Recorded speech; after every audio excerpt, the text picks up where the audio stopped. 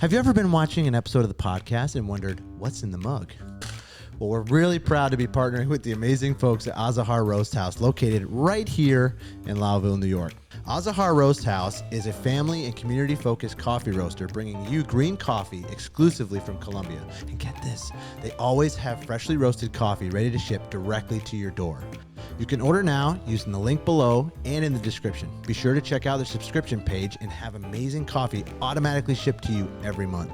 Again, that's Azahar Roast House, where coffee meets community and growth, which is what this podcast is all about. To learn more, select the link in the description and order today.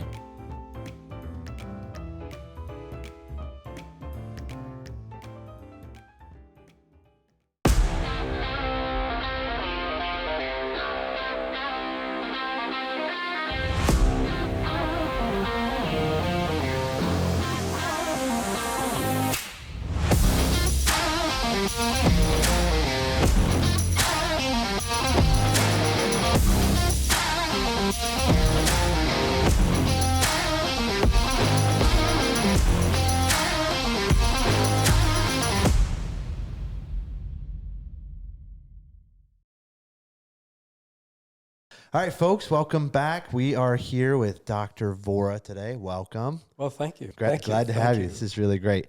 For anybody who doesn't know, you are a physician. Correct. And you kind of just referenced off camera 41 years.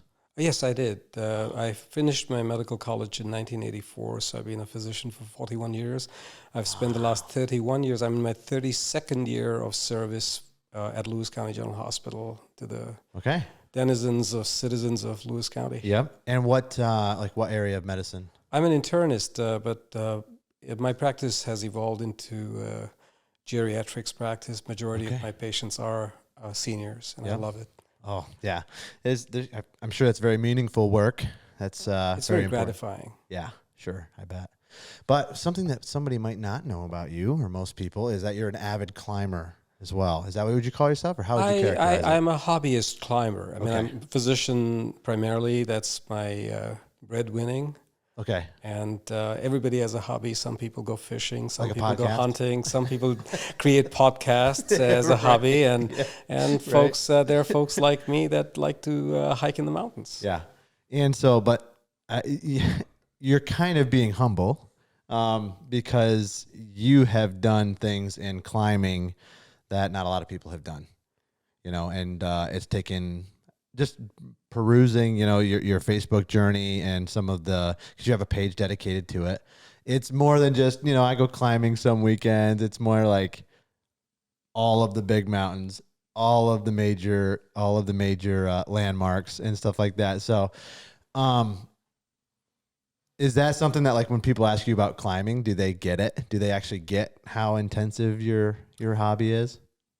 People that climb get it, but people that are not accustomed to or who have not read about high altitude expeditions and climbing, including some of my own family members. My older sister in India, she thought it would take me a day to climb Mount Everest and I'll be back, just like, any other. Like no big deal. No big deal. So people that are not aware of what climbing involves, especially, high altitude climbing, expedition climbing. Okay.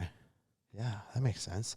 So let's just start with kind of just a basic background of who you are, where you're from, a little bit of I would love to even know about your passion to become a physician, and then we can transition kind of into the climbing stuff. Yeah, let me summarize this. So I was born in India in 1961. I was involved in a life-threatening accident in 1968. I was 7 years old. And I almost died, and a surgeon successfully operated on me, saved my life. And that was the moment I had this eureka moment, clarity of thought, that the only profession I want to pursue in life is to go save lives, and that would be to be a physician. Right. Fast forward, I was a teenager. My father was a major in the Army, and he made sure that I did not sit at home idling time during the summer vacations. So he used to push me into going on expeditions, and I went to the Himalayas of India, the high mountains of India. And that was just backpacking. It wasn't climbing. But the exposure to the majestic beauty of these snow-clad mountains, the Pir Panjal range, there are ranges after ranges of the Himalayas. That kind of got me hooked on it. fast forward, I go to medical school. I finish medical school. I start my practice in India. Stagnant water gets putrid. I putrefy, and I say, I want another challenge. So I said, okay, the mecca of medicine is the United States. I came over here to pursue further education. I got my residency training. I came to Governor for my first locum assignment. I met Sherry, and that was the end of my travel.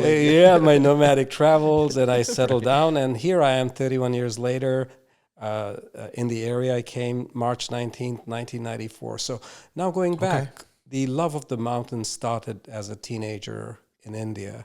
Right. And the desire to be a physician, I summarize, it was an accident that led me to want to be a doctor to save lives. Okay. Wow.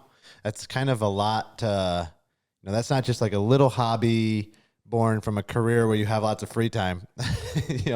Being a physician is very labor intensive and very, I guess it's not just a career where you can just kind of walk easily through. So it took a lot. So, first of all, it is very competitive to get through medical school in India. And then, of course, when you come to the United States, they put you through these reciprocity examinations. So you're right. You're absolutely right that it has been an uphill task, battle to prove your worth to be a physician in this country. And as far as balancing off the climbing, even going through residency training, one of the ER physicians had committed suicide, and I said, what's going on? And then I learned about burnout in the field of medicine. So right from the outset, when I started my practice, my goal for myself was how can I avoid burnout? People talk about burnout in every field, but in my field more so. And climbing really has been a boon. Which is, my life of purpose as a physician. I balance it off with my life of adventure as a climber, and climbing gives me the much needed solace and the balm that soothes your, ragged nerves. And so it's been a very nice complementary thing between my profession and my hobby. Yeah, very therapeutic for you. It is. Yeah, it helps you to kind of stay grounded and connect with nature. And anything in medicine, it can be very draining. The hours are very long. The schedules are hard. You often deal with things that are hard to deal with. So it's interesting to hear that, kind of your disconnect was climbing. But actually, despite being a disconnect, you want to also understand that they two are very connected because both are zero error. Sure. Yeah. Right. My profession is a zero error profession. My hobby is a zero error hobby. Right. In my profession, if I make a mistake, it's my patients get hurt. And if in my hobby I make an error, I could lose my life. So is that something to your personality? Are you mentioned that the reason that you came to the States was to kind of pursue your next challenge in medicine, and this was kind of the mecca, you said, for medicine. Yes. So it's just your personality needs something to thrive for. Absolutely. I, as a young impressionable kid, I used to read books on adventure written by a British author called Enid Blyton, and Enid Blyton or Enid Blyton. She wrote these marvelous young children books, 7, 8, 9 years old, and those are impressionable years, and you hear about these young kids pursuing adventure, and I wanted to make sure that at the end of life it should be a life full of adventure. Yeah, so you're finding meaning in the hobby aside from a meaningful job, and so I'm kind of the similar way. I feel like if I'm going to do something, I want to do it well, and I want to do something that challenges me. A lot of times I think that's more of a inner drive, motivation, and personality trait. I'm sure that you have. Same. And I mean, you're also a physician, so it tells me that you're probably highly conscientious and you want to be able to complete tasks the right way and do them well. So is that something that you're always feeling like you have to kind of itch that feeling? Because oftentimes with climbers, there can be a very addictive feeling, like a adrenaline response, especially, I don't know how, I'm sure you follow free soloers really carefully. And there's something about that where there's an extreme risk reward balance. Right. Rock climbing is a different animal altogether as against high altitude mountaineering. Both have risks involved, but I think that I'm very risk averse. I will make sure that I mitigate all risk, and being just a hobby of mine, I want to make sure that I do not get hurt. Mm-hmm.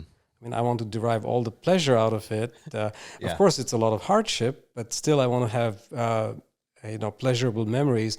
And again, the perfectionism that comes in my professional life assists me, Of course, in the arena where I am in when I'm in the mountains. So it's as I said, going back to that zero error. I mean, I am very aware of my surroundings, and every action has a reaction, and nobody's responsible for my mistakes except for myself. Right. Yeah. When you can limit all the variables, that probably feels good. Yes, it does. Yeah. Prepared, highly prepared. Okay. So you said that you came over and went to residency in the States. Was that locally, or was that in a different New York state? City. New York City. Okay. 1991, January through December of 1993. Okay. I was born in June 91.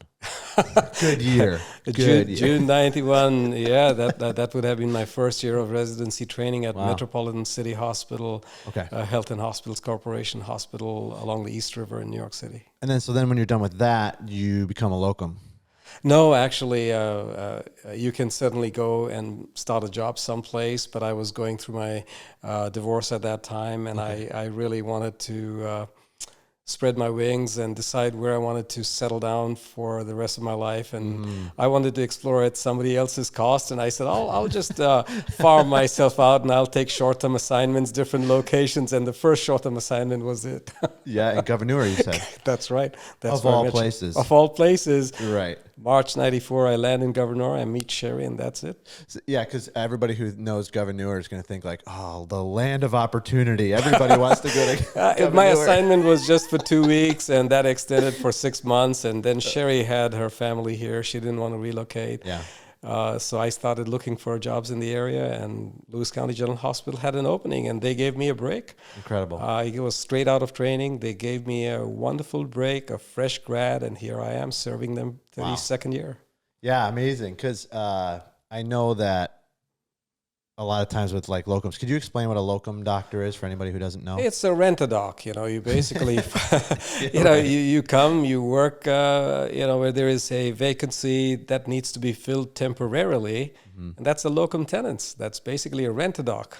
And can that be, is it regional, or is it anywhere in the U.S.? Anywhere in the U.S. Okay. So, companies will, there are some physicians who live a nomadic life, and they just are itching to go places, and they will never settle down in one place, and they'll just be locums. That's it. It is their lifestyle. Yeah, and I would and say it's not just limited to the United States. You could go to New Zealand, Australia. You could go to the Middle East. You could farm yourself out any place you want as a qualified American physician in any field. Yeah. Is there I wouldn't know this not being, outside of America, but like if you get like certified in America, is that kind of like green light to everywhere else, or is it? For the most part. I mean, there may be some countries that still demand reciprocity, but if you are trained in the United States, I mean, this is the mecca of medicine, and nobody's going to blink their eye and say you cannot practice over here. There may be some administrative hurdles. If I wanted to go relocate to New Zealand and start practicing over there may be some administrative hurdles, but my qualification in the United States would allow me. Okay. Yeah, that's kind of what I was wondering.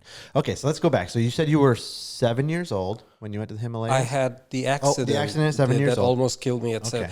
But then the Himalayas, my first exposure was when I was 18. Okay, so that was kind of the spark then. That was the spark. Okay. And that stayed with you until, when was the first time when you kind of explored scaling? I don't know what the right terminology is. Yes, I understand your question. Time. Right. So what happened was there was a long hiatus from my coming to the United States and starting my residency training and then settling down in Laville. I came over here in 1988, and it was about 1997 that a friend of mine, James Andolsek, a pharmaceutical representative, came and said, "Hey, Dr. Vora, we don't want to talk about pharmaceutical medicines today. Let's talk about you. What are your hobbies?" And got me thinking. I said, my gosh, when I was young and a teenager, I used to love to climb mountains. He said, why don't I take you up into the Adirondacks? I am equipped, I work for REI and I've got equipment for or maybe it was EMS. And he had all the gear, which I did not. So then he exposed me to the Adirondacks, or vice versa. He exposed the Adirondacks to me, and that love affair began in 1997. So fast forward, I get into the late 90s. I come across a book called The Seven Summits, and I read that book. A very intriguing book. Dick Bass, the first man to have climbed the highest mountain on every continent of Earth, and nobody from India had still done it. And then I started, everything starts with a dream. For you to, have your podcast, it probably was a dream once upon a time. You converted it to a reality. And that is where the serious mountain climbing began. Okay. So as soon as you realized this was kind of it became from an interest to goals, right? Correct. That was goal setting. Yep. And that was, basically a list. Some people do not look upon that favorably, to have a list and, to put a checkbox. But, I don't think along it as a negative, because the experiences you have, the people you meet, the exposure you have, I mean, you got to start someplace with or without a list. And lists have really helped me achieve what I just mentioned, that, meeting people and having a variety of experiences. So I've been working on lists ever since. Yeah, maybe the Adirondack 46 or the other ones. Yeah.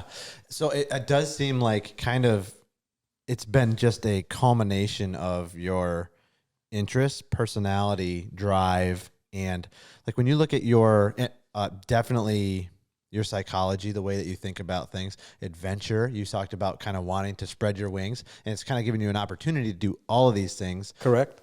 As well as kind of do something else aside from your work and avoid the burnout.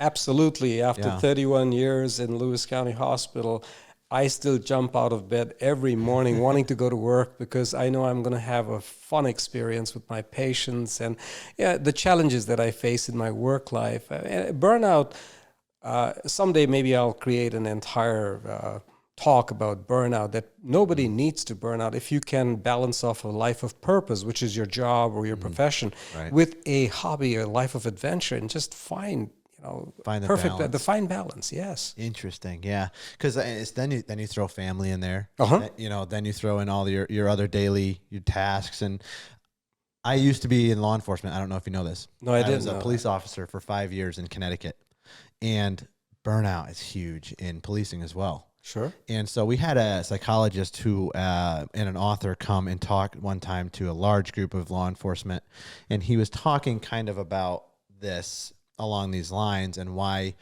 suicide rates and drug use and alcoholism and divorce is so high, especially in medicine, first responders, all of these different areas.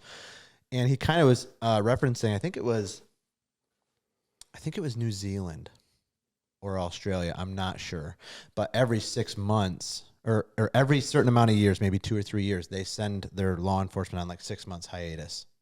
Go reset, go come. And that's the key word, reset. Yeah. And then you got to hit the reset button. Yeah. It's life-changing. And so when I got out of policing after 5 years, it was very interesting for the next 6 months to be like, I feel like I'm detached enough from it now to where if I was to go back, I wouldn't let certain things bother me. Or I was able to get a good overview of how ingrained I was getting in the daily job. And like, you need that. Wisdom and maturity you're talking about. That comes with experience and age. Yeah. And just reflecting on, how it was affecting me and how I needed that break. Yes. And at that point, if I would have gone back, I could have brought that with me. And you don't do that if you don't reset. Yes. So, because it's so easy to get in the mundane daily routines and overtime and everything else, and then other parts of your life start to suffer. Yes. So, good advice. Really good advice. Find a hobby that you can reset with. And nature, a hobby that involves being in nature, in the midst of nature. People don't realize there is this soothing effect of being in the middle of nowhere. Yeah. Listen to the sounds of nature, maybe a Yeah. gurgling of a brook, or the birds, or just the wind rustling in the leaves. And this morning I was out at Whetstone Gulf, and the rays of sunshine, the slanted rays of fall sunshine through the transparent getting leaves, the colors. I took some pictures, and it is just so immensely satisfying. Again, it's that reset button. You suddenly find yourself detached from your daily mundane, if you may, getting away from home. Yeah. Unplugging a little bit. Unplugging. That's a big one, especially nowadays. Man, you're making me want to go hunt, camping right now. I'll load up the car. Okay, so the 7 summits Yes. let's go to the Adirondacks first. Sure. Because that was kind of your first introduction to a little bit higher elevation climbing, Right. Hiking, backpacking, that kind of stuff. Kind of a nice thing to have in your back. Just in our backyard. Not too Yeah. many people explore it, even though it's right here for us. I could imagine that this, like the the Adirondack Park would feel similar to like an avid climber living in Colorado or the Rockies. The only difference would be the altitude. So Right. in the Adirondacks, we have 4,000 footers. Colorado would be the 14,000 footers. They're just Just a about little 10,000. different. Just a little difference, I would say. Like 3 times different. But the rugged beauty, Yeah. the isolation, that would be similar. Okay. All right. So did you embark on the 7 summits before the 46? So I finished the Adirondack 46 after I finished Okay. the 7 summits. There's a little more time. There is a funny story for your audience, if you humor me for about a minute. I came back from Everest. I was at the Historical Society in Edwards, New York, an hour from here. And I started my talk, and I said, I had just come back from Everest, having summited. And a lady raised her hand. I just started my talk. and she asked me, have you done the ADK 46? And when I said no, the look of disdain on her face made me realize that I am a non-entity. The judgment. They said, if you haven't done the Adirondack 46, you Don't can do talk the to 7 me. summits. Don't talk to me. So I did actually, but the timing was good because I was able to finish these 7 summits while I was still young. Okay. The difficult mountains, and then as I matured in my climbing and with my experience, I certainly did the Adirondack 46, and then of course I went to give a talk, and somebody raised their hand and they said, "Have you done the Winter 46?" So it's just one thing leads to the other. There's always another list to tackle. I did notice that. I wouldn't have even known about the Winter 46. Oh, they are very challenging because the winter solstice, so from December 21st through March 21st, is the winter season climbing. And the winter season climbing in the Adirondacks can be extremely treacherous and extremely challenging, with temperatures hovering -20, -30 some days, and you're out there climbing. And there is a very, very thin line, the degree of error. Shrinks. It's just very difficult. I saw a few pictures. I was looking through your page specifically for this, and some of the tops of just the 46 that were like iced over. And I'm like, oh yeah. Like you don't really think about it until you Right. put the picture to the task. It's full mountaineering gear. You have to have crampons and ice axe, and it's full mountaineering gear. And one mistake, and you could be done. Yeah, that's terrifying. So the 7 summits. Yes. Can you explain what those are? I have them in front of me as a cheat sheet. So Sure. The 7 Not to quiz summits you. are the highest mountains or the highest point on each one of the Earth's 7 continents. Okay. Is there like a range of difficulties? Do they say like, 1 through 7, hardest to easiest? Sure. Okay. Australia, if we consider the country as the continent, the high point of Australia, Mount Kosciuszko, even a 2-year-old child could walk up to the summit of that. It's about 7,300 feet, and I was accompanied by my daughter, my wife, and my niece who lived in Australia at that time, and it was just a cakewalk. So that's the easiest. You're passing my quiz. That was pretty good. First of all, I didn't know how to pronounce it, and I was going to have you pronounce that because Kosciuszko. Right, Mount Kosciuszko. But 7,310 feet. South Wales, New South Wales, Australia. It's the ski area of southern Australia. All right, so that's just kind of an easy, leisurely... Very easy, and they have a raised walkway to protect the vegetation, so it's a nice metal mesh. You just walk over it. Is it... So one of the notes on it is it's more of a hike than a climb. It is. It's just a walk. You don't even need to use any gear at all. You just walk it up. All the way. And then I'll just list them for the listeners. But Mount Everest, everybody knows, highest point on Earth, right? And then this is where I'm going to get into the Aconcagua. That's it. Aconcagua. So Aconcagua is the second highest, and it is in the southern hemisphere. It is the highest mountain of the western and the southern hemisphere. Okay. Almost 23,000 22,800 feet. And it's the border of Argentina and Chile in the Andes Mountains. Okay. Wow. And then it says here, so I had to do my research a little bit, so I knew a little bit what I was talking about. So they said it's non-technical but physically demanding. It's technical only on the last day when you do the Plaza de Mulas route. You need to have the ability to walk in crampons because there is a little technical stretch of about 300 feet, the canaleta, and that can be frozen over. So it's slightly technical on summit day. But the rest of it, it's just basically a stone sentinel. That's what the Quechuan name Aconcagua means. It is a pile of rocks and stone. Okay. And what was it that you said you had to wear? The metal spikes on your boots, they are called crampons. Crampons, okay. Yes, because when I was reading through some of the descriptions, and they were saying some of them were non-technical, some were very technical, and I was like, "What does that mean?"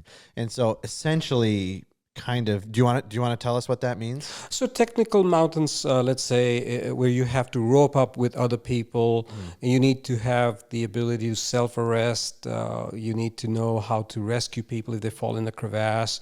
Use an ice axe. Have your harness on and all the carabiners and your Jumars and all the technical gear that we put on ourselves, and the ability to use the gear when needed. And of course, walking on different surfaces, may it be hard-packed snow or may it be windswept ice.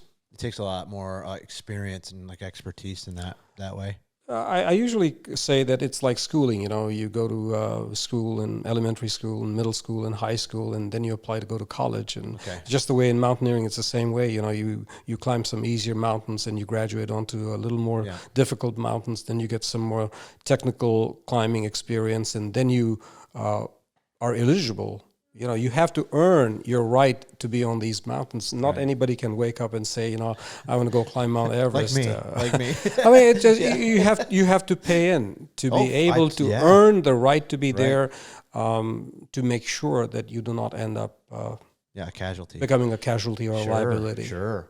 Yeah. Well, I could imagine that it's all just learning steps all the way up through. You just can't go take on Kilimanjaro if you've been.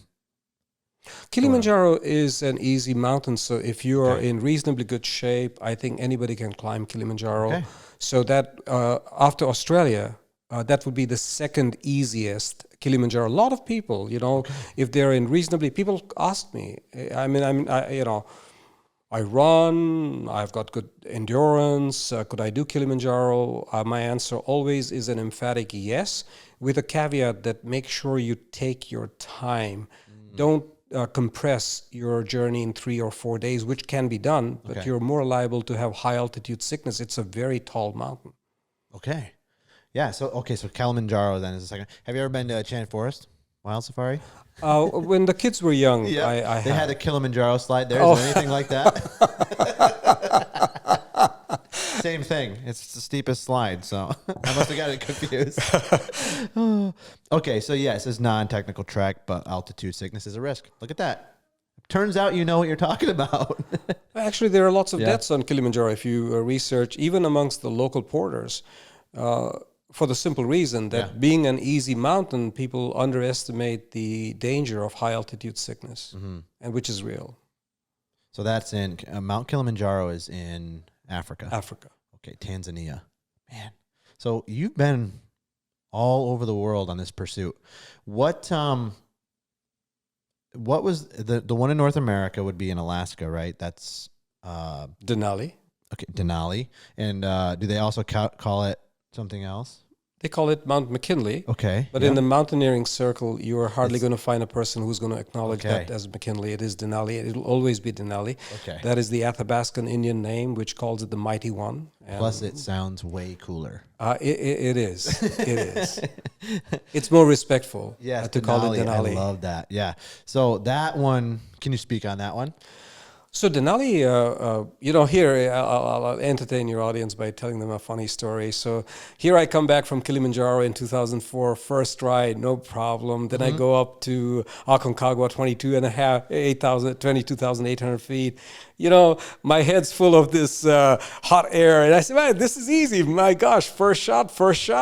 Oh, let me tackle Denali next, right? So I wanted to do 7 summits in 7 years. So 2004, 2005, Aconcagua. I said, okay, 2006, I'll tackle Denali. I started applying to go to Denali and everybody rejected me. You don't have the requisite experience. Okay. You have to get some requisite experience. You can do that by going to Mount Rainier in the state of Washington and do a 5-day seminar. They'll teach you everything you need and that you will use on Denali. Okay. So I did in 2005, August, September, somewhere about that. I climbed Mount Rainier. I got the green signal to go to Denali. So in 2006, I go to Denali. I get my first flavor of failure. If you want to call it failure. Remember that, failure is only that I did not summit. The journey was wonderful. The training, the gear gathering, the learning, the making of new friends, and the meeting with a new guide who was an excellent teacher, who taught me skills that I used for the rest of my climbs around the world. But it was not my time.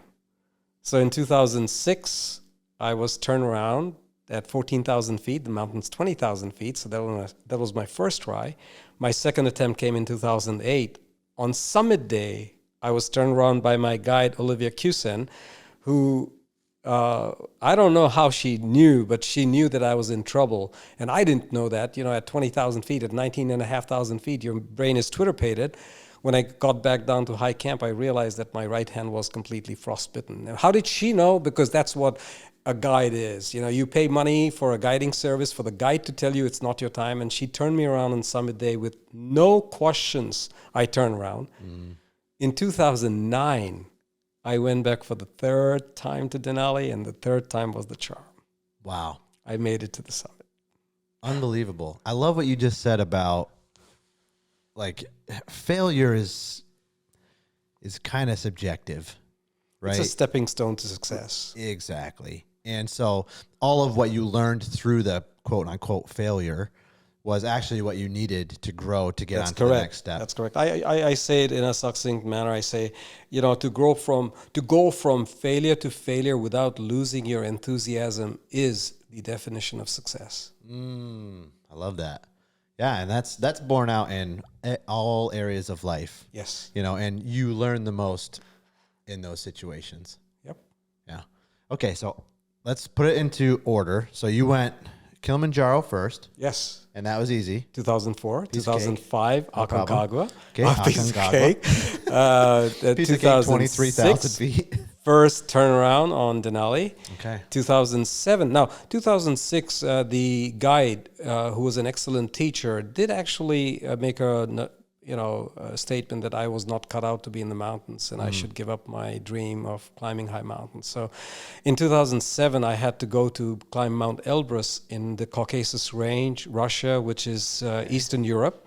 And that's the highest mountain of continental Europe.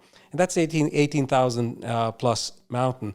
And I was able to climb that with relative ease. Okay. And that was the much needed boost to my ego. Sure. That, no matter what my guide said, he really doesn't know what my limits are. Who is the judge of what I'm capable of but myself? So in 2007, after having succeeded on Elbrus, I decided to go back to Denali in 2008. But before I went to Denali in the month of May in 2008, in February, we went to Australia.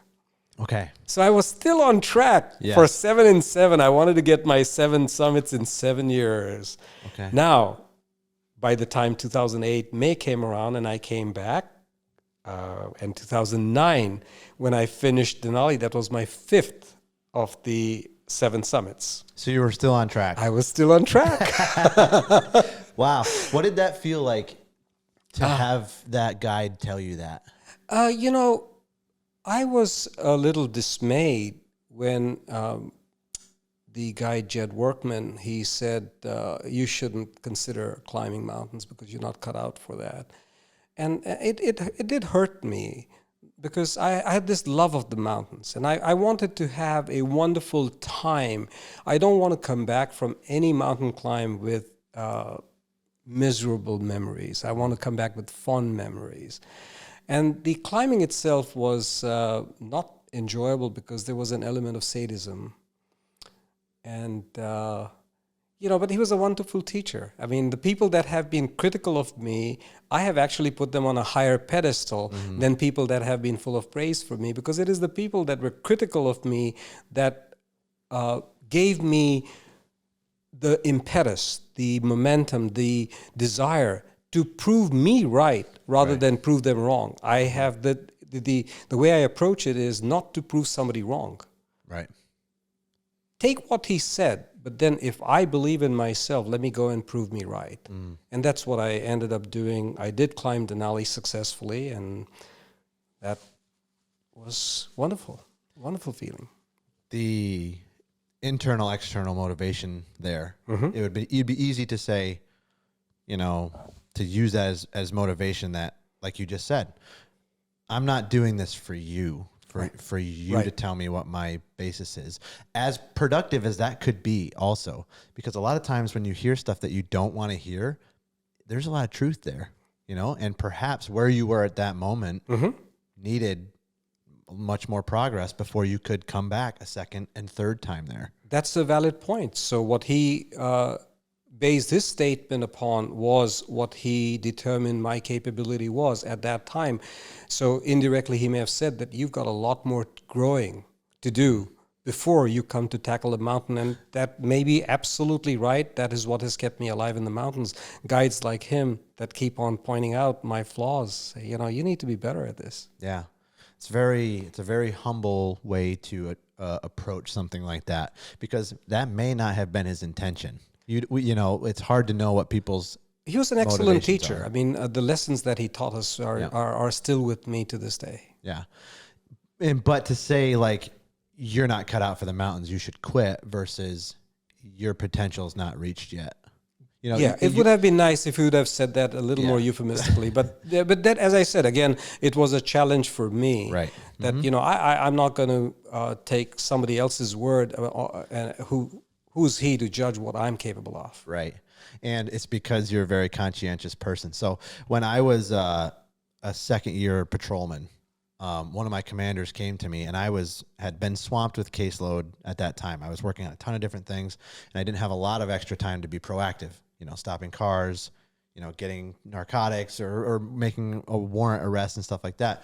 And he brought me in and didn't say anything about my caseload and said, "You're not being active enough. Like you're not, you need to do more," or whatever. And so, you can take that two ways, right? You can be bitter and resentful about that and say, actually, and make excuses. I'm working at other things. Like, I don't have time.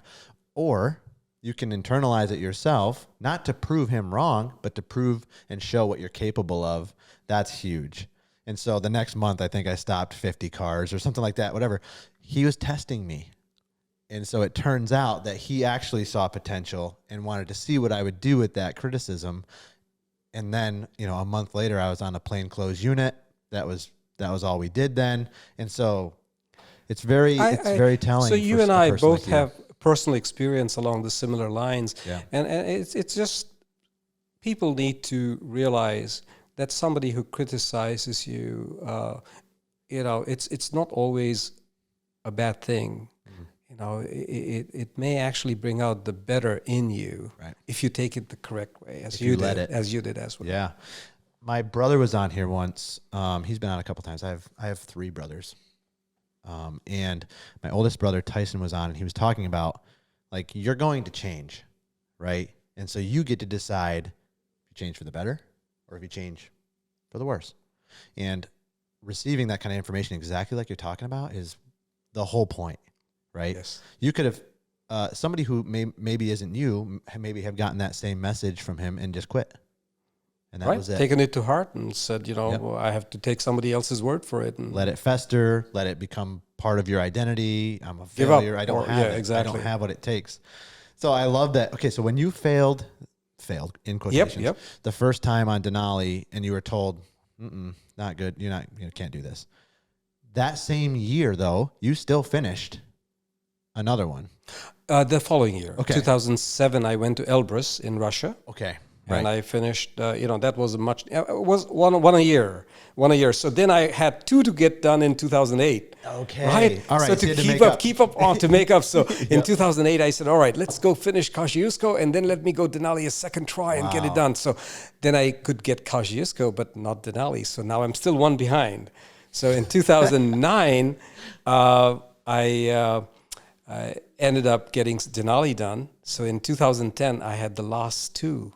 Okay. I had Everest, and I had the one in Antarctica, Mount Vinson. Okay. So I said, all right, if I still want to do 7 and 7, I got to finish Everest in the spring of 2010, and then in the December 2010, I would get Vinson done. But Everest, I had to turn around on summit day again. Okay, another mountain. Tell me about Vinson then. So Mount Vinson was 2010 December. Mm-hmm. It's a little over 16,000 feet. It is part of the Sentinel Range in the Ellsworth Mountains of Antarctica. People think of Antarctica as just an ice continent, but Antarctica has mountain ranges as well. That's how I would have thought about it. Yeah. So Antarctica, ice. That's all I think. Well, in fact, it is. December. I think 80% of the world's ice and fresh water is stored in the Antarctic ice shelf, but Antarctica has mountain ranges. Okay. So the Sentinel Range and the highest mountain is Mount Vinson, and it was an absolutely phenomenal experience. What were the temperatures like there? The static... I'll talk about static and dynamic temperature. The temperatures were hovering 0 degrees or lower. Okay. But the day and night variation is very narrow. So let's take Everest, for example. At base camp, daytime temperatures could rise up to 80 degrees and nighttime temperatures could drop down to 10, 15 degrees, right? Wow. So look at the dynamic range. Okay. And you can feel it. You can feel cold. Antarctica, your body quickly acclimates to the cold temperature. We were playing football, and here it is. It's 0 degrees, and we're playing touch football and with bare hands. So sometimes after having spent time without that dynamic temperature shifts, your body acclimates to the temperature. So it was cold. Antarctica is very, very cold. Yeah. We were stuck in a storm for about 5 days at low camp. We couldn't even move. Okay. And the guides would not even serve us any breakfast before the sun warmed us up. Of course, in the austral winter, the sun never completely sets. It just makes a big arc. It's like land of the midnight sun. When anybody thinks Antarctica, they think like 50 below all the time. Wind chills. Like when we were caught in the storm, the temperature outside the tent, that thin fabric is your barrier between life and death. Outside could be minus 40 or lower. Yeah, with the wind chill. I can imagine the preparation is intense for that. We'll get into that part of it. But, okay, so that's 16,050 feet. Just a baby compared to what you're doing. But the temperature and elevation, Yeah, it's a relatively easy mountain. Okay, so because I was wondering, because sometimes slow climbs at 22,000 sound like just kind of like a grade like that, right, forever. And whereas something could be steeper and more challenging with less gain. Right. Yeah. So from low camp to high camp, there is a section. It's a rope section which is steep, and on summit day, when you come close to the summit, there is a little steep section. Okay. But so on the scale of hardness, Vinson, by that time, don't my answer to that would also take into account by that time the experience that I had gained. Yeah. I had already been on Everest in the spring of that year. Okay. I had almost touched the summit that spring of that year. I had to turn around. So all of that does come into play when I tackled subsequent mountains. So Antarctica, in fact, I was mowing my lawn in the month of September. After not having summited Everest, I'd given up my hopes of doing the 7 summits. In fact, I went on video record on Everest at South Col, the high camp, the highest before the summit. I said, goodbye to the mountain.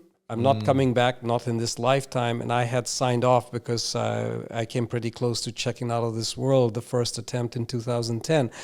September, I'm mowing my lawn, and my climbing friend calls me. He lived in California at that time, Eldon Boone. Hey, Manoj, you're going to Antarctica with me. He makes a statement. He doesn't even ask me. He says, you are going. I said, Eldon, you're crazy. I don't have the money. I don't have the time. I'm not prepared for it. He says, nope. You have to do what you have to do. You are going. So that is how, on short notice, Antarctica happened, which was not in the offing. I had given up on the 7 summits. But then I did go to Antarctica with my climbing buddy with whom I've climbed 4 of the 7 summits. Okay. I call him my lucky charm. I met him on Aconcagua. Then we climbed Denali successfully together. Wow. And of course, the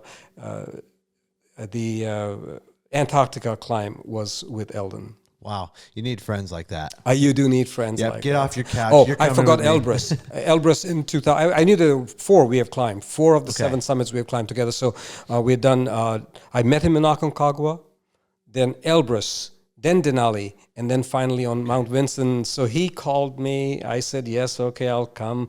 I managed to wrangle my finances. Yeah. I got the time off. I was in private practice. I told my patients, I'm sorry, I'm going to be gone again for a month. I was already gone 2 months to Everest in the spring and then in the fall. Well, yeah, I've got a good following. They all understand that Dr. Vora needs to do these crazy things.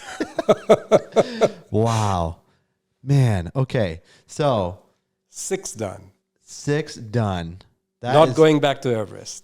yeah, just unbelievable. And so so let's talk then Everest, because it's in the climbing community. Is it like the pinnacle? Is it like?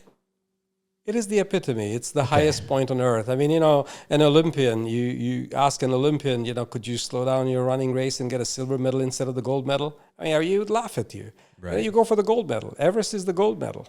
Okay. Yeah, I was wondering how they're kind of felt. Sometimes people get into the semantics and they say, lesser, taller mountains can be more challenging. Oh, sure. Nanga Parbat has a 50% mortality. Wow. Where's that? That's part of the 14ers. 14. The mountains that are over 24,000 feet, they're all in the Himalayan range. Okay. Right? Let me be correct. Let me be factually correct because, meters and feet and, we talk about feet over here. It's confusing. So it is, Freedom units. when I said 14, there are 14 mountains over the height of 8,000 meters. They're all in the Himalayas. Yep. And that is another mountaineering challenge for the avid mountaineers, not a hobbyist mountaineer like me, to climb all the 14, 8,000 meter hot mountains taller than that. So some people get caught up in the semantics and say, oh, Dr. Vora, have you done K2? Have you heard that K2 is more difficult than Everest? I say basically I went for the gold medal. Right. Yeah. I didn't want to settle for the silver medal. Right.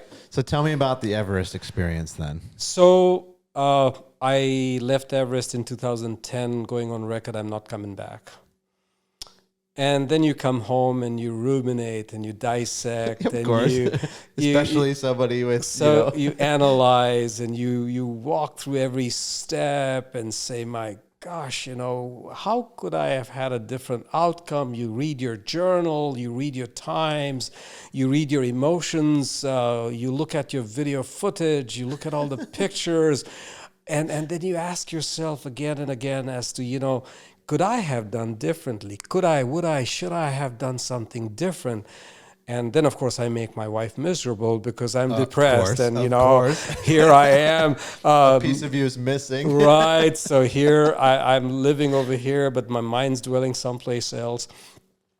Now, providentially, around that time, I came across a friend who has been near friend ever since, Tom Lizio. He is an avid climber in the Adirondacks. I call him my Adirondack guide. And he said, how about we do some winter climbs together? Mm-hmm. And we started climbing in the year 2012, doing some winter climbs. And that gave me, again, the renewed joy of being in that environment, ice and cold and being in crampons and ice axe. And I went up to Sherry and I said, Sherry, would you let me go back to Everest one more time? She says, this is it. You're not going back a third time. Yeah. So I signed up. I I did everything right this time. I had gone with a cheaper outfit. We won't get into the details of that, but I did sign up with Mountain Trip, a very, very well-received outfit with whom I had climbed in Antarctica. Their guides are excellent, their food and the quality of the material they use and gear, everything was super. And that came in 2013. So 2013 was my time, and I was successfully able to tackle the mountain. And on the 22nd of May at 7:30 in the morning, I set foot on the highest point of Earth. What is that feeling like? At that altitude, the only thought that crosses your mind is, I want to stay alive. I want to stay alive. Your brain, it works at a reptilian level. You have so little oxygen, your heart's just thumping out of your chest and your lungs are burning up and you're breathing, sucking some oxygen, and you barely can talk, and your mind the brain does not have enough oxygen to think, to create memory. Mm-hmm. So all the memories I have are the pictures that I took and the video footage that I took. I exist in the moment perfectly well without creating any memory. And the memories are only that I put on celluloid or somebody else recounting what I was. The Sherpa guides, they are different completely. So they would be able to say, okay, Manoj, sir, you were doing this, you were doing that. But I recall that after I came back, I did tell people that as I was climbing and I was taking my final few steps, the only thoughts that kept reverberating in my brain were the people that I would have to go back and thank. All the people that made it happen for me. It was a collective effort. It wasn't me. I mean, there were a multitude of people that were pushing me with their thoughts and their emotions. It was not my achievement. So many people. So that was, I said, if I walk out of this place alive, if I'm fortunate, I'm one of those fortunate few that can get out of this place before the door shuts, I got to go back and thank each one of them.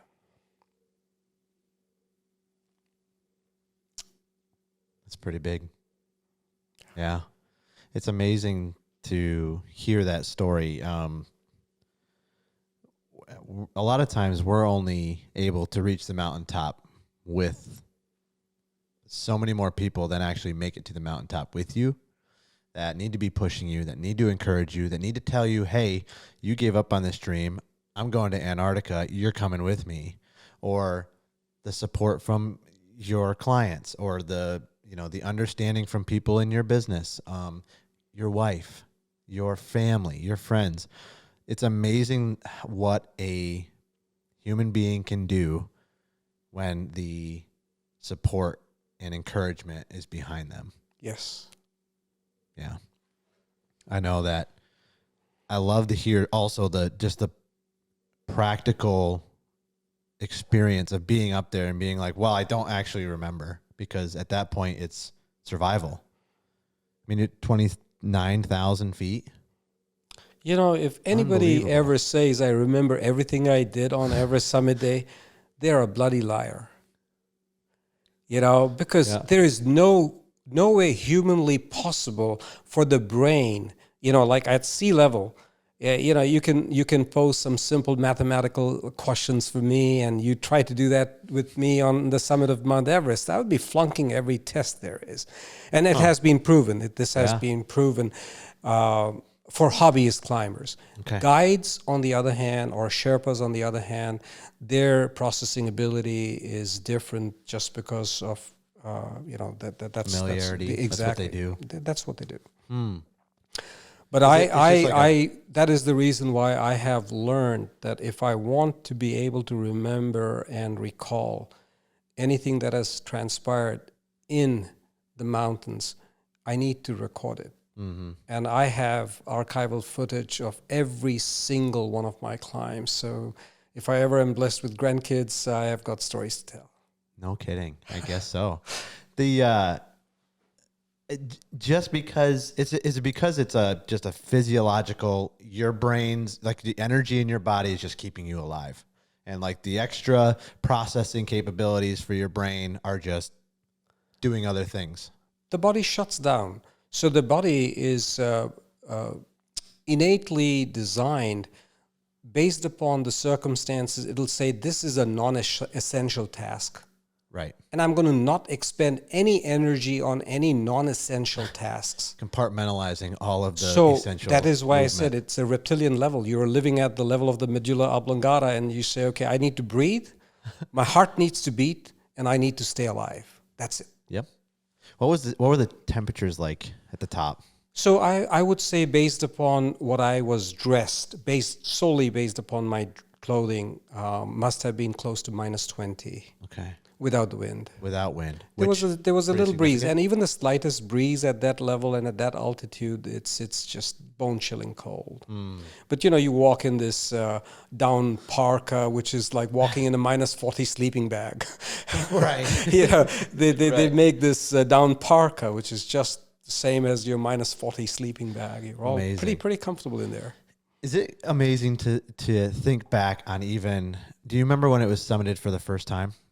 Everest. Do you have that info on you? Let me see. Who was the first? Oh, the first. That was back. I was on the 60th anniversary of the first climb. It was in 1953. Okay. So Yep. it would have been May 29th, 1953, that Sir Edmund Hillary and Tenzing Norgay would have stepped foot on Mount Everest. But of course, there's this lasting controversy because the only picture taken on the summit of Mount Everest is that of Tenzing Norgay, because Sir Edmund Hillary would not trust him with his camera. So there is no picture to this date of Sir Edmund Hillary standing on top of Mount Everest. Somebody had to take it, right? Somebody had to take the other photo.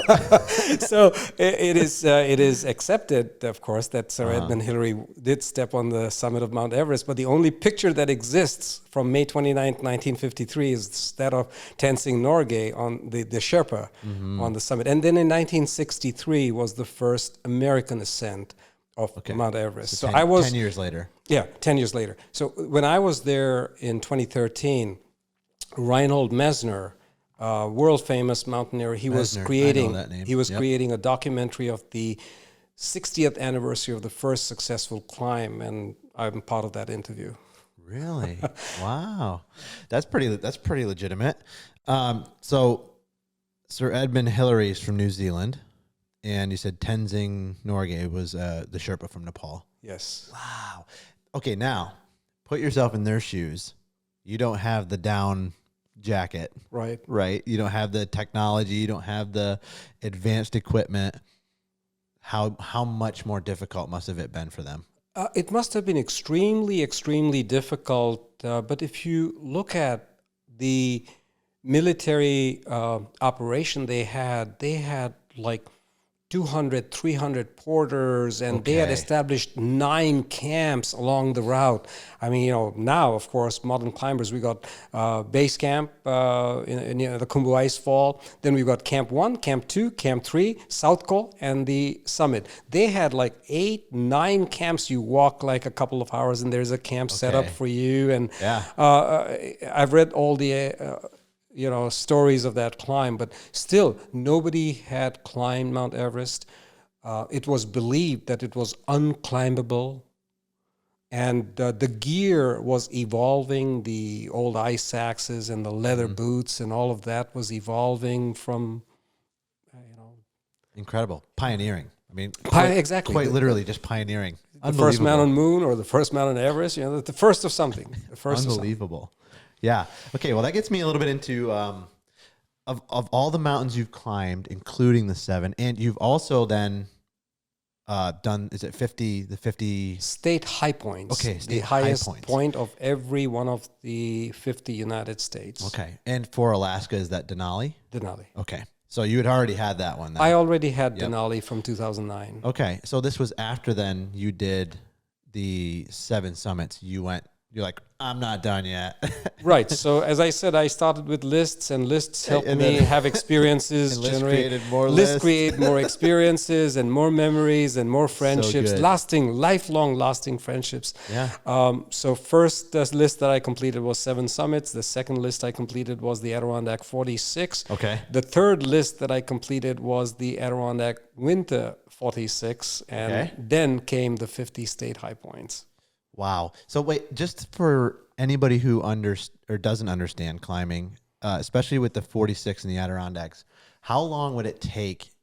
Like, how long did it take you to do the 46? Well, I started in 97 and I finished in 2016. So I took nearly 20 years to do that. But, if you go for the fastest known time, there are people that have done it in like 4 days, 5 days. They're just running up and down the mountains. I go into the mountains for the experiences, not just to run up and down. It's not a race for me. It's never been a race for me. Yeah, I guess I'm thinking more like time commitment.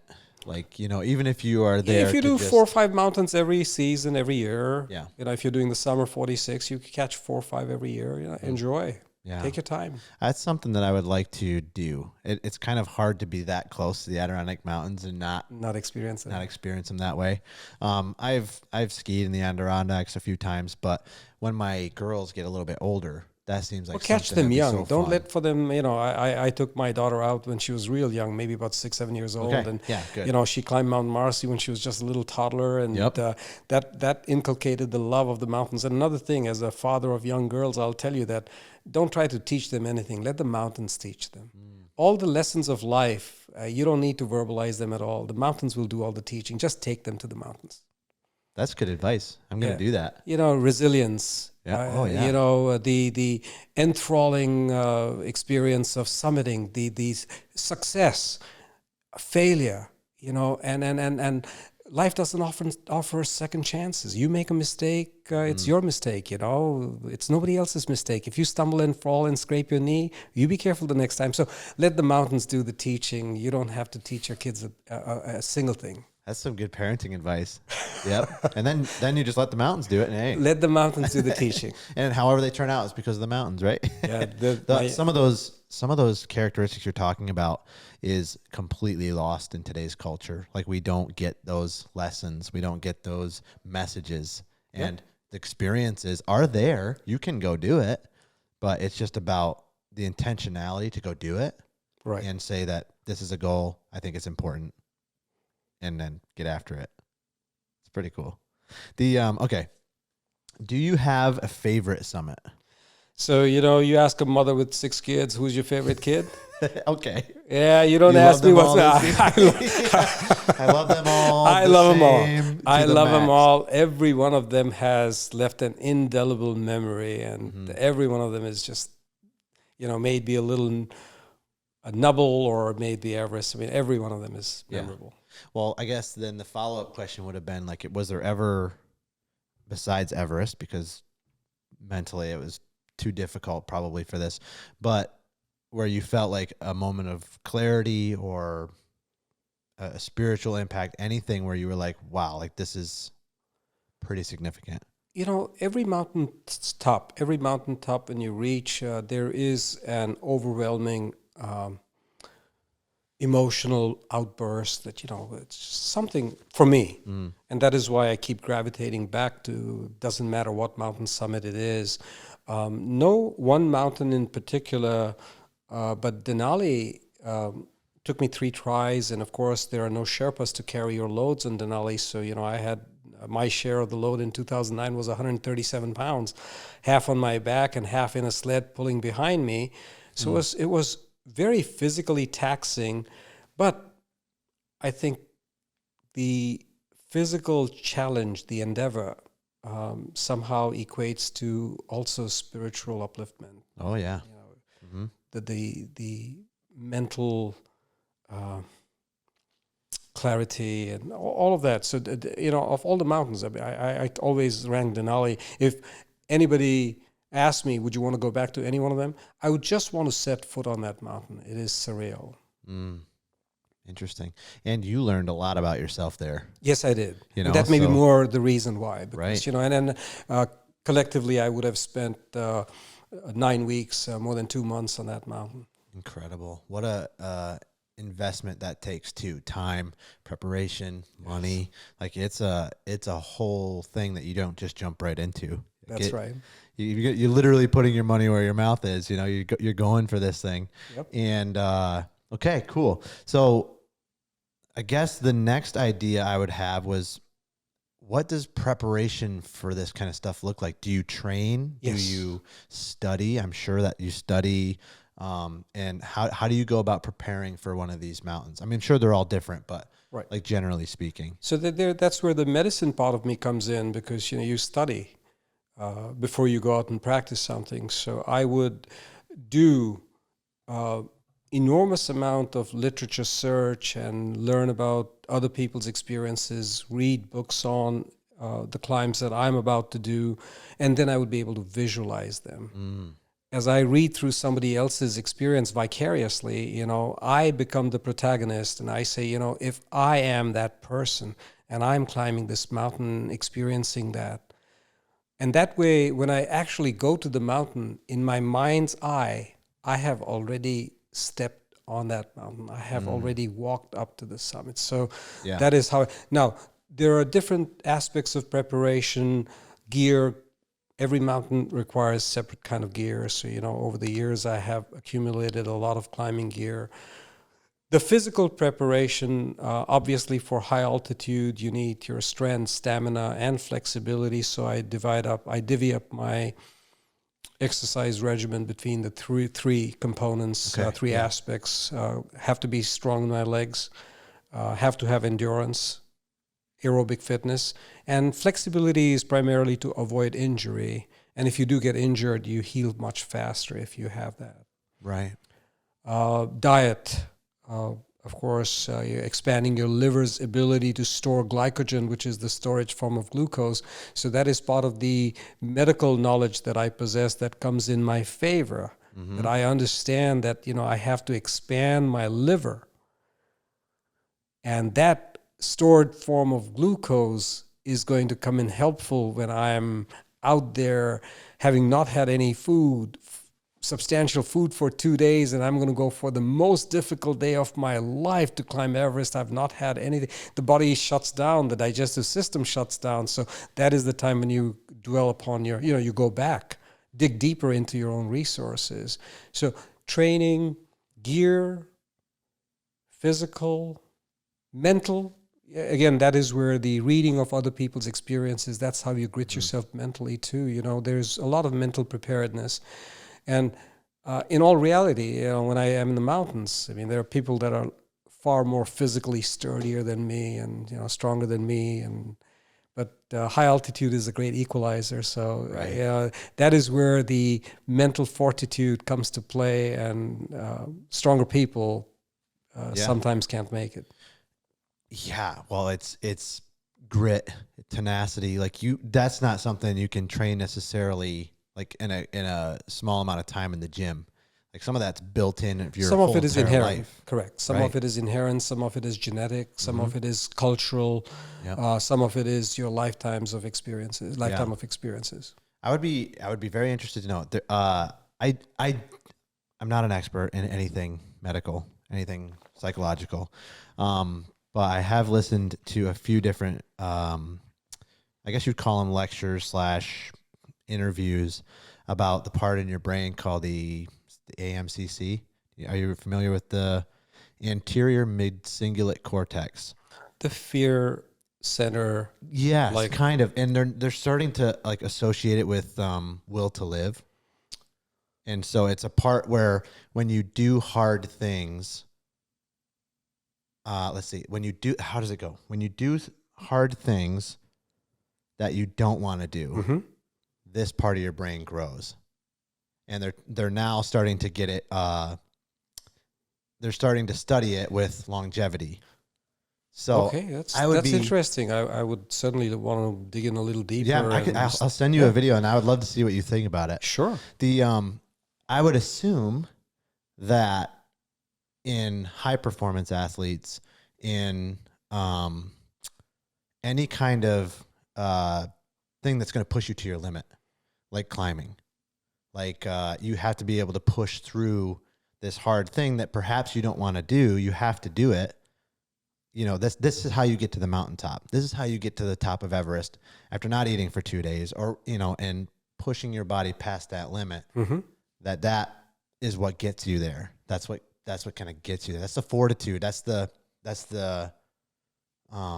driving component that pushes you past your mental abilities and just kind of gets you that next step. So I would love to see what you say about, you know, what you have to say about that research they're doing, but I thought that was interesting. Yeah. I have experienced it. I have not read about the research, but let's go back to Everest. When you get into the death zone at about 24,000 feet, you still have 5,000 feet above you. Mount Marcy is 5,000 feet. So you still have got 5,000 feet once you enter into the death zone. Yep. Every fiber of your body is screaming, telling you, stupid guy, turn around. Let's go back to some, thick air where there's oxygen to breathe. This is not, a place where we're going to be able to live. And that is where that part of the brain comes in and says, you know what? Nope. We're going to keep taking a step higher and step forward and keep at it. And that's all like a precursor to the training that you've done and everything up until that point. You know, Right. You don't just immediately get that. It's baby steps. Correct. Yeah. The mental, you kind of said the mental preparedness side of it. Is that something that you enjoy? I do. Okay. I do. That's a great challenge that, do I still have it? And can I overcome any of my innermost fears? Yep. And the mind over the body. Yeah. The body says no, but can the mind tell the body that, nope, you don't know what you're capable of. I'm going to show you what you can do. That's such a profound thing, because the truth is, I think they did some studying on weightlifting, and when your body tells you you're done and your brain says, nope, not done, you actually, that's like a 40% mark of what you can actually do. What you could actually do. Which is just astounding. Like, Right. No, actually, your discipline has to overcome your bodily discomfort. Mm-hmm. And that's how you succeed. Like in these high level, high stress, high difficulty areas, especially, there's way more in the tank than you think. Yes. How do you train yourself to know that? Remarkable. When you were at do you know about how many calories you would burn on a mountain? Well, every they mountain all would be change. different, but Yeah. I would say if you're in the high altitude environment, you would be burning about 5,000-6,000 calories easily a day. I mean, I just going by my weight loss, or the 5 weeks that I was on Everest before I went for the summit push, I'd already lost 30 pounds. No way. Yeah, so I tanked In up. what time frame? In about those 5 weeks before I went, or maybe include the summit push. So in 6 weeks' time, when I got back to Kathmandu and I put myself on the scale, I was down at 130 pounds. I had left at 162 pounds. So No way. yeah, That's a fat loss regiment. and then that is despite eating any amount of food that Sure. you want to, highest calorie food, you can melt half a stick of butter in every. It doesn't matter. It doesn't matter. Your No body's kidding. metabolism is so high. Yeah. Okay. So this is saying, depending on altitude, activity, and weather, for Right. Everest specifically, 6 to 10,000 calories a day. Yep, that's Insane. And so you lost 30 pounds, and that was while you were eating any whatever amount you of could food, get. whatever I could get my hands on. Yeah. Oh my goodness. So it says 10,000 calories is equivalent to about 20 Big Macs or 50 bananas, 5 days worth of normal meals. Wow. That blows my mind. Okay, so you in 5 weeks you lost 30 pounds just climbing and Yep. and trying to replenish But, the calories. again, don't forget that at some point, your digestive system shuts down. It cannot digest food. Yeah, okay. You have no desire for food, and that is basically the brain telling you that even if you put some food in the digestive tract, the tract's not working. It's on strike. Yep. There is not enough oxygen for even the digestion to work. So you're basically living on starvation mode, and you're living on what is stored inside, and then instantly absorbable calories like goo or energy gels that can be directly absorbed into the bloodstream.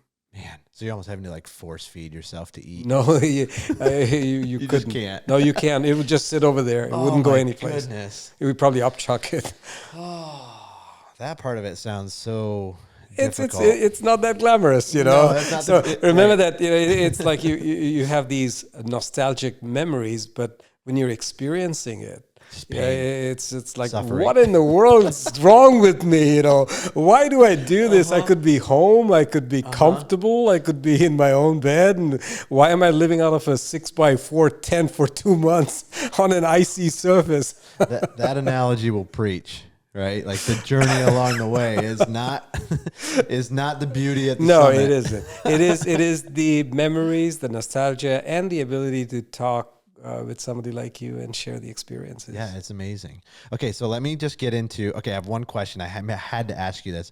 Like, have you ever watched climbing movies, like Hollywood, like Everest? Yeah, I watched one of those Sylvester Stallone movies, and I just choose not to watch them anymore because they're so fake. I mean, any real mountaineer can quickly make out all the flaws that they should have had me as the director, or have me at least the expert saying that not like that. Please do it because This doesn't do it justice, or most of them it's false. Or documentaries, yes. Okay. If real climbing documentaries, but a Hollywood version of something, like the 1996 disaster. Okay. They made several movies out of that.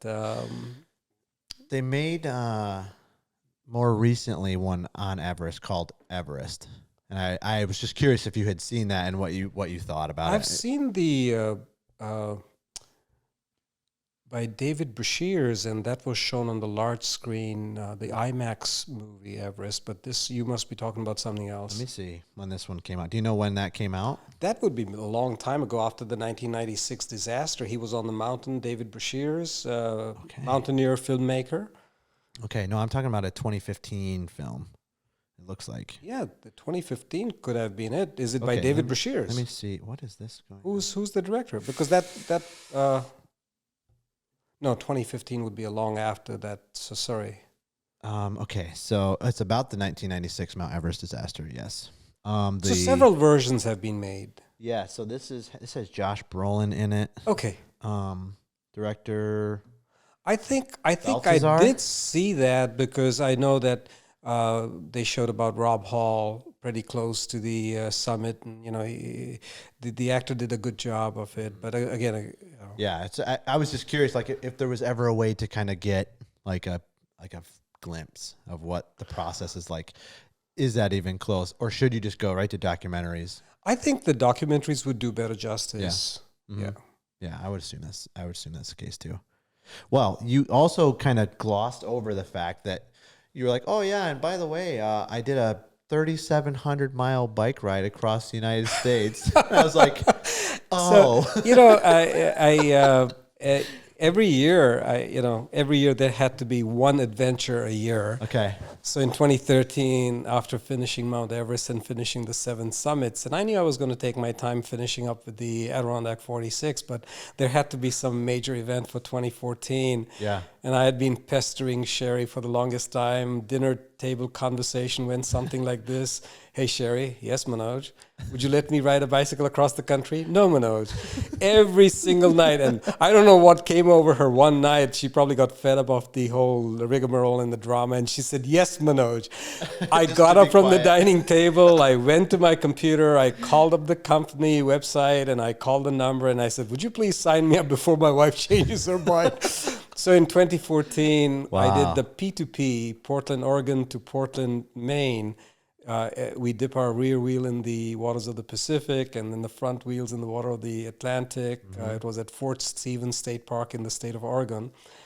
It was interesting crossing the Willamette River in Portland. Local people ride their bicycles, and here we are riding eastwards, and they stopped us and they said, "Hey, where are you going?" And we said, "Portland." They said, "No, Portland's that way." No, we're going to Portland, Maine. Oh my goodness! No, the other across Portland. the country. But we had so much fun with those folks. But yeah, that was Their 45, jaws just on the ground, huh? 45 days in the saddle, averaging 92 miles, and there were several century days, and was a group of 23 people. One dropped out, so we were 22 that made it to the end. Incredible! Oh my word! You know what? I should send you. I have a friend, lifelong childhood friend. You may even know them. Elliot Martin. He works with Grand Slam Safety. Okay. The fences, but he's an engineer. He went on a cross continent like motorcycle riding. Okay. So like from here, Panama, Alaska, back up like thousands and thousands and thousands of miles. That's 16, 17, I don't know how many miles. But he was talking about like 1,000-mile days. Right. And you're talking about like 100-mile bike ride days. Yeah. And I'm like, 100 miles? I do like 5-mile bike ride. I'm like, okay, time to take a break. So what was the preparation like for that? Was it completely different? You know, it was a funny conversation I had with Dave Edwards, who was our bike guide. And I called him one day and I said, "Hey, Dave, I'm going to be one of the participants on this cross-country bike ride. Can you help me what I should do for preparing?" And unbeknownst to him, you know, of course, he said to me, "You know, Manoj, it's something like climbing Mount Everest. You know, there will be good days and there will be bad days, and you'll have to have a lot of, you know, grit and determination because you're going to be some days sorry that you can." And after he was done saying, I said, "Dave, by the way, I got to let you know that I have climbed Mount Everest." He just blew his mind, and he said, "Yeah, I don't need to tell you anything more. Right. You're accustomed to masochism and pain and torture, so you'll do all right." Yeah, and I did all right. I did all right. It's a lot of hard work in the saddle. Boy, I guess it is to ride that much, those distances. But it's still, as I said, when you experience it, you experience with different emotions. But when you look back with nostalgia, you know, you always look back with nostalgia. Well, especially with that, like obviously, you know, your memory is not at the top of Everest, so you actually can kind of soak in. Yes, exactly. And then all 22 of us, we gelled very well, and every one of us had a blog. A lot of us had a blog, and at some point, I'm going to actually accumulate all of their blogs together and see what I can make of it. And I've got hours and hours and hours of video footage from every single day, not just the highlights. And then I also maintain my own blog. Okay. So I can reflect back upon my journey on that. So there's 22. Do you have to qualify to do that?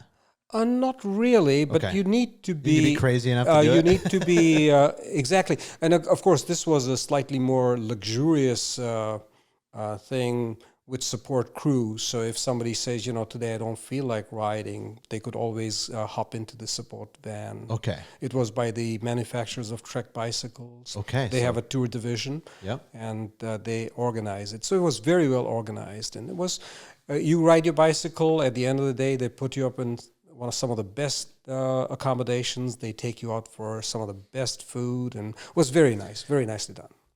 Was there like recovery, like was it down to a science? 100 miles a day, that's pretty significant. You know, 90, you said 96 miles 92 average. 92 average. Over okay. 45 days, yeah. That's a lot of riding. It is a lot of riding. How long does it take to ride 92 miles? Oh, well, it was a full day. You wake up, you know, it's like rinse and repeat. You wake up, you have breakfast, get in the saddle, and there were 2 support vehicles that would leapfrog. So every hour, roughly 10, 12 miles, there would be a support vehicle with your food spread and your water. You replenish yourself, take a break. Yeah. It's not a race. So, you know, then you leisurely ride till the next. And then midday, there would be a lunch break, and we'd all have lunch. And, you know, everybody is at different paces. So, you know, the support, there were 4 people. 2 would ride bicycles and 2 would drive the support vehicles. So that way you had constant communication and oversight and absolutely. If somebody had a flat, all they needed to do is call them up and they would come and fix it for you. And wow, that sounds amazing. In my 3,700 miles, I only had 1 flat. That's it. What? What? Yep. That's got to be an advertisement for the tire company. That's pretty good. Did you have to like recovery on a daily basis? Because I'm imagining you said it was 45 days. First few days was difficult. Okay. But once you got into the rhythm of things, then it became second nature. Okay. You wake up, you get in the saddle, you ride it, you are tired at the end of the day, you recover, go to bed early, you wake up. Did you do anything special for recovery, like a cold bath or? I mean, every place there was a swimming pool, at the Okay. end of the day, I would go and swim laps. So, it's just that was my way of letting my body. Yeah. Wow. I'm not an avid cyclist. I guess that's what you would call them. But I would love to do something like that. Like I love riding bike. It's great exercise. It's good on my joints. I have all kinds of joint problems from playing sports. So like I love that. But 15 miles, I'll do a 15 miler and I'm like, whoo, that's a lot of time in the saddle. In the saddle. Yeah. Right. But, the scenery, look at that. Ever-changing scenery, and that you can soak it in. Yeah. It's not quite Everest elevation, but I'm sure that there was parts that were. Yeah, we had to get hilly. across Bighorn Pass. It was a 10,000-foot pass. So we had one day to struggle up to Bighorn Pass in Wyoming when you cross the Rockies. Okay. Yeah. We had Greg Panowitz on, and Greg is a ultra marathon runner. Okay. And so he has done Leadville.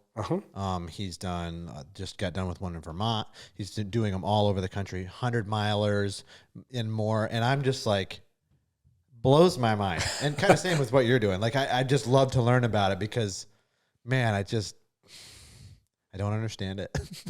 I don't understand it on a real level. Like, I admire it. I admire the ability to do it. It's just unbelievable.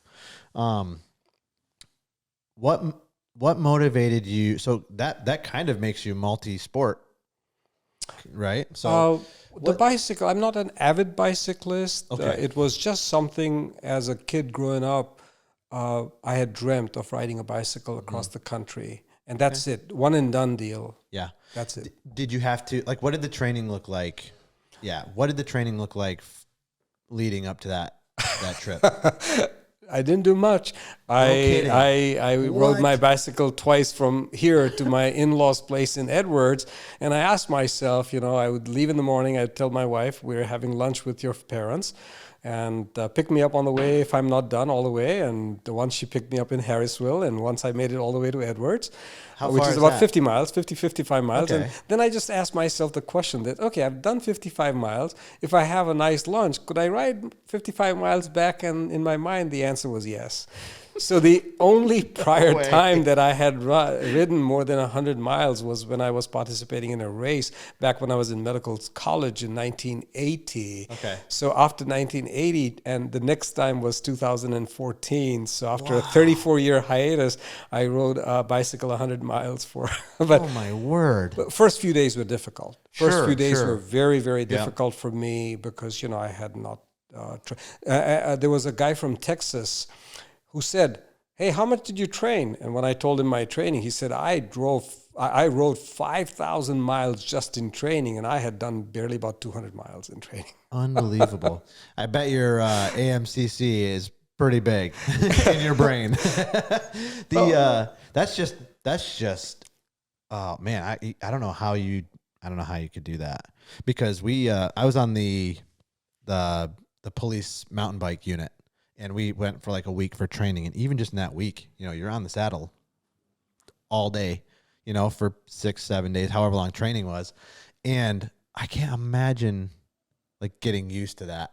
But apparently you do, Yeah, I mean, the breaks were staggered very well. So, every couple of hours, hour and a half, you take a break. And that's my kind of race. Some people did actually do, what do they call it, when they have a pace line and for the wind.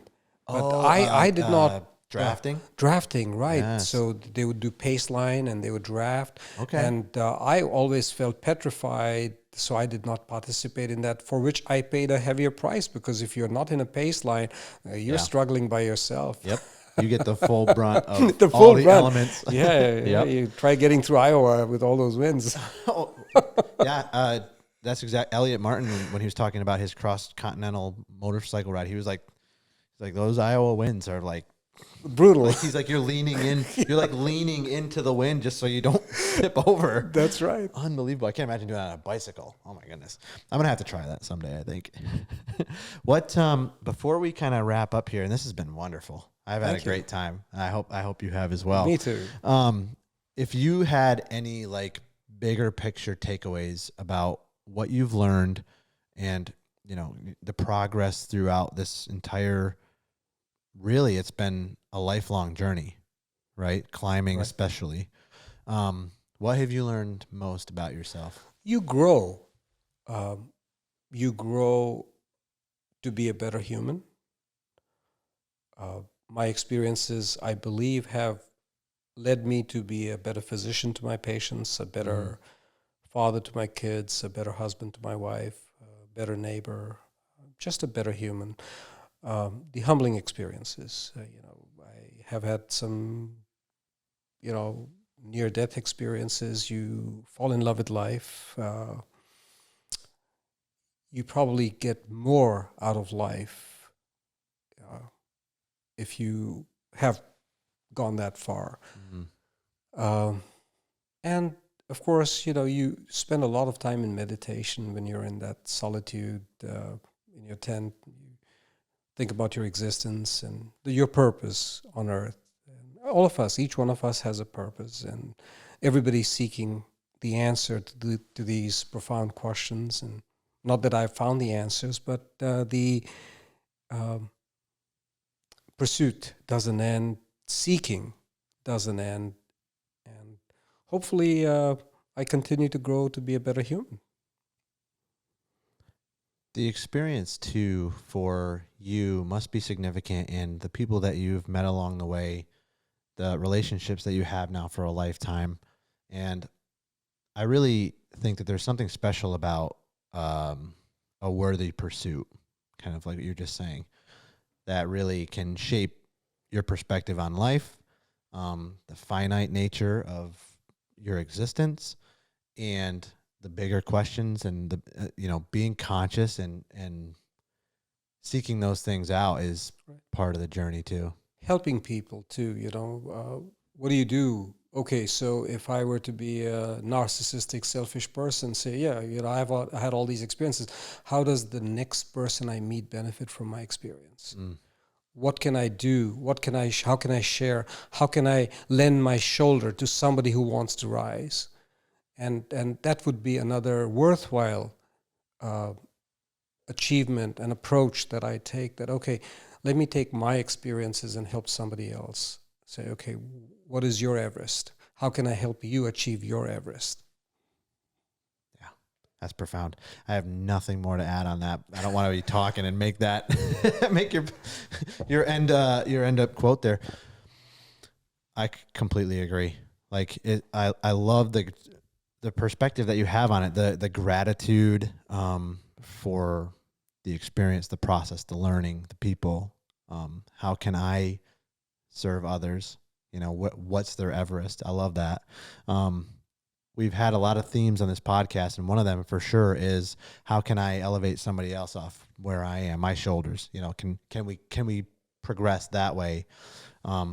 Taking all these experiences, taking all these failures, taking all these triumphs, and in a humble way, like you're just saying, without any kind of narcissism or anything like that, feed into people's lives, and that's how you really impact them.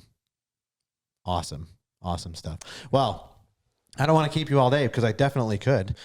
For anybody who's listening, I will be also inserting photos and different things from your page, so that they can kind of get a visual for while you're talking to. So people should check that out on YouTube.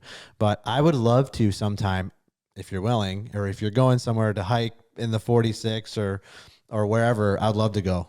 Oh, yeah. I would love to do it. I'd love to take you. That would be great. All right. We have a gift for you here. This is from Azahar Roast House. This is right in Lewis County. They are a coffee roast house. I don't know if you do coffee, but that's from them to you as just a thank you for coming on. Just a joy to be with you. It's been an hour and 40 minutes or so, and I just feel like I'm scratching the surface. So anytime that you would like to come back too, you know, if you want to talk, you got something on your mind, maybe after we go hiking. Okay. Yeah. So anything else? No, that's it. Let's wrap it up. Thank you, Doctor. Thank you Appreciate too. it. All right. That's it, folks. See you on the next one.